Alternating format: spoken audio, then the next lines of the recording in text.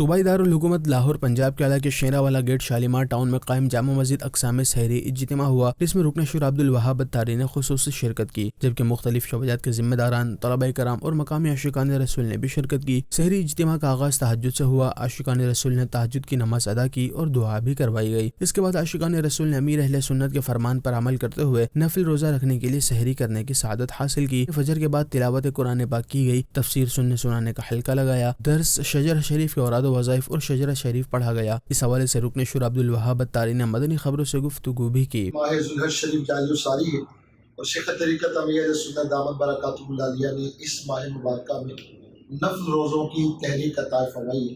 اس وقت اقصی مسجد شیراوالا گیٹ میں عاشقان رسول موجود ہے۔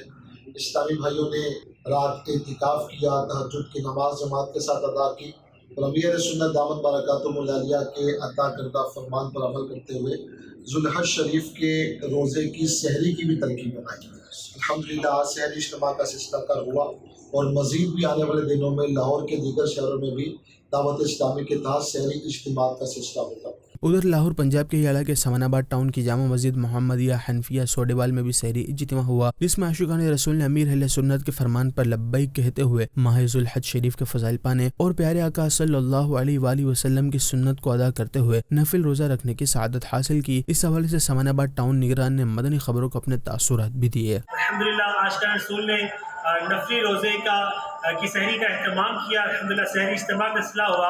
اللہ تبارک و تعالی ہمیں مزید روزے رکھنے کی بھی توفیق عطا فرمائے۔